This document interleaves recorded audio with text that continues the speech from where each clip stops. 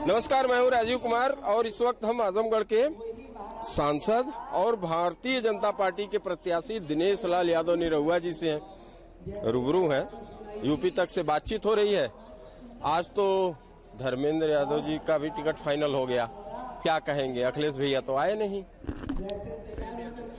मुझे लगता है कि नहीं आए तो वहां तक तो ठीक था, लेकिन फिर से परिवार को ही भेजने की जरूरत नहीं थी। आजमगढ़ से किसी को लड़ाया जा सकता था।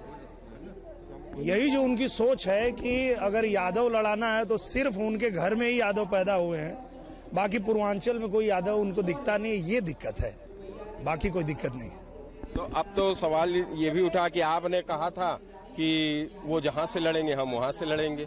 अब आपकी बातें भी आई सामने, तो उसके लिए क्या कहेंगे? मुझे लगता है कि देखिए, जो हमारी पार्टी है भारतीय जनता पार्टी सब कुछ अपना क्लियर करके चलती है। हमारा प्रधानमंत्री कौन होगा हम लोग को, सबको, एक एक कार्यकर्ता को पता है। आजमगढ़ से चुनाव कौन लड़ेगा पार्टी ने पहले ही तय कर दिया। कंफ्यूजन तो उन लोगों का था, उनको आना था, खुद आने वाले थे, हम लोग भी सुन रहे थे, तो हम लोग भी चाहते थे कि आए। पर अगर नहीं आए तो कम से कम अगर किसी यादव को यहाँ लड़ाना था तो यहीं का कोई यादव होना चाहिए था। कोई जरूरी नहीं कि उनको अपने घर से ही भेजेंगे तो ही यहाँ लड़ेंगे। पर देखिए, वही होता है कि विनाश काले विपरीत बुद्धि। आजमगढ़ ने 22 में बताया था, तब भी नहीं समझ पाए। अब 24 का चुनाव आया है तो आजमगढ़ ये बात अच्छे से बता चुकी है कि हमको विकास चाहिए, हमको काम होना चाहिए। प्रधानमंत्री नरेंद्र मोदी जी ने जितना काम किया है, हमारे योगी आदित्यनाथ जी ने काम किया है, वही हमारी सबसे बड़ी ताकत है। और आगे भी हम उसी के दम पे यहाँ पे चुनाव जीतेंगे भी और जनता के बीच जाएंगे भी। बड़ी चर्चा थी, अभी हाल में प्रधानमंत्री जी आए थे, आपसे बातें भी हुई, क्या क्या बातें हुई दर्शकों? सबसे पहली बात तो यही हुई कि ये जो एयरपोर्ट है जिसका प्रधानमंत्री जी ने उद्घाटन किया, उन्होंने कहा इसका ये तो अंतर्राष्ट्रीय हवाई अड्डा पास हुआ है। बोले जी, तो बोले इसको बनवा दो और उसके बाद उसका उद्घाटन करें ताकि यहाँ से देश के हर कोने में उड़ाने शुरू हो जाए। तो चुनाव के बाद पहला काम मेरा वही है कि मैं अंतर्राष्ट्रीय हवाई अड्डा बनवा के तैयार करूंगा। उसके बाद जो हम लोगों का काम है वो है हमारे भैरव बाबा धाम का जो कॉरिडोर बनना है, उस पर काम करना है हम लोगों को। और प्रधानमंत्री जी ने ये साफ शब्दों में पूरे देश को कहा कि ये अब आजमगढ़ है और अनंत काल तक यहाँ विकास होता रहेगा, ये मोदी की गारंटी है। और मोदी जी ने गारंटी अगर आजमगढ़ को दे दिया है तो अब इससे बड़ी कोई गारंटी नहीं है।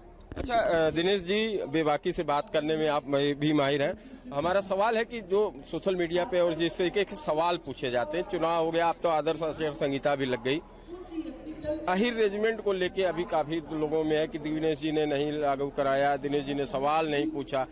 हमारे दर्शक इसको जानना चाहते हैं। मैंने अहिर रेजिमेंट पे सवाल पूछा था, सदन में पूछा था, और उसके अलावा प्रधानमंत्री जी से भी जाके मिला तो अहिर रेजिमेंट की बात किया। मैं गृह मंत्री जी से मिला तो उनसे भी अहिर रेजिमेंट की बात किया। मैं रक्षा मंत्री जी से मिला तो उनसे भी बात किया। अब अगर ये नहीं बन रहा है तो उसके पीछे जिम्मेदार अहिर है, ये मुझे पता चला। ये पता चला कि जहां इनकी संख्या सबसे ज्यादा है वहां भारतीय जनता पार्टी को वोट ही नहीं मिलता है। तो पहले आप सहयोग करेंगे तब तो आपका कोई काम होगा। तो हमने प्रधानमंत्री जी से भी कहा, सबसे कहा, तो सबका यही कहना है कि वो लोग सहयोग करेंगे, उनका भी काम होगा। सबका काम हो रहा है, सबका साथ, सबका विकास हो रहा है, सबके लिए किया जा रहा है, तो उनका भी होगा। तो मुझे लगता है कि इसमें यादवों को सोचना पड़ेगा कि जहां आपका बूथ है, आपका 500 वोट है, तो वहां दिखना चाहिए ना कि भाई सरकार के साथ आप कितना अपना सहयोग दे रहे हैं। और वो लोग सहयोग देने को तैयार हैं। और मुझे लगता है कि 24 में पूरी तरह से यादव भी हमारे साथ हैं। और जिस तरह से प्रधानमंत्री जी ने सबके लिए काम किया है, अब तो मुसलमान भाई भी कह रहे हैं कि ना दूरी है ना खाई है, मोदी हमारा भाई है। तो अब तो मुसलमान भी हमारे साथ हैं, यादव भी हमारे साथ हैं। अच्छा, आज मुस्लिम की बात किया तो आज गुड्डू जमाली से भी मेरी बातचीत हुई। गुड्डू जमाली का साफ तौर पे कहना है कि अब तो कोई सवाल ही नहीं, नेता हम ही हैं और भले ही हमने हराया था लेकिन अब वो उनके साथ आ गए हैं, भले उन्हें एमएलसी पद मिला। तो मैंने दो सवाल पूछा, उसमें उनका कहना है कि हम जिस भी तरीके से हैं अब उनके साथ हैं। हाँ, तो वो उनके साथ हैं और वो व्यक्तिगत रूप से उनके साथ हैं, उनकी पार्टी थोड़े उनके साथ है। देखिए, बहुजन समाज पार्टी अलग लड़ रही है, भारतीय जनता पार्टी अलग लड़ रही है, सपा अलग लड़ रही है।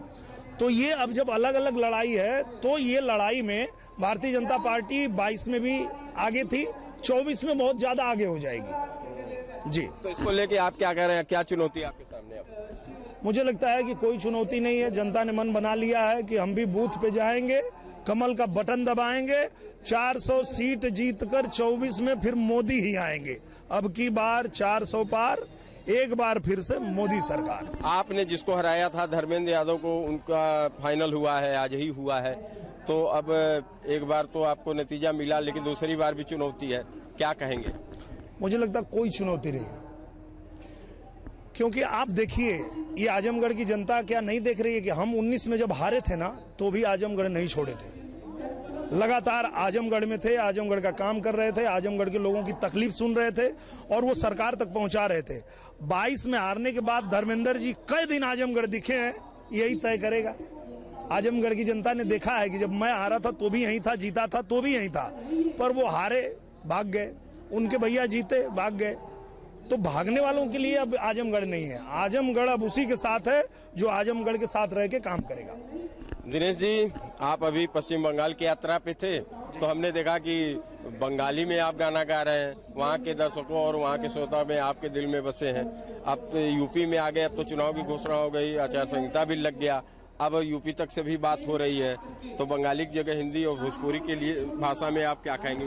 भोजपुरी में हम यही कहेंगे कि जिस तरह मोदी जी ने पूरे देश को गारंटी दिया है कि कोई भूखा नहीं रहेगा, मोदी की गारंटी है, भारत विकसित देश बनेगा, मोदी की गारंटी है, वैसे ही देश के लोगों ने एक गारंटी दिया है कि देखो फिर एक बार बनेगी, हाँ तीसरी बार बनेगी, मोदी की सरकार बनेगी, अब की 400 पार करेगी, ये महिलाओं की गारंटी है। गीतों के माध्यम ये हाँ वही, फिर मोदी सरकार बनेगी, देखो तीसरी बार बनेगी, अब की 400 पार करेगी, महिलाओं की गारंटी है, देखो फिर एक बार बनेगी। बहुत बहुत शुक्रिया दिनेश जी। तो अपने ही उसी सधे अंदाज में दिनेश लाल यादव निरहुआ ने यूपी तक से एक्सक्लूसिव बातचीत में बताया कि जिस तरह से 2 बार सरकार बनी, उसकी बार भी तीसरी बार मोदी सरकार बनेगी, और अपने विरोधियों के बारे में और जिस तरीके से वोटरों की और जो खास तौर पे समाजवादी पार्टी के राष्ट्रीय अध्यक्ष अखिलेश यादव के ना आने की बातें आई, उस पर भी उन्होंने अपने तरीके से व्यंग कसा है और अहिर रेजिमेंट की भी बात कही।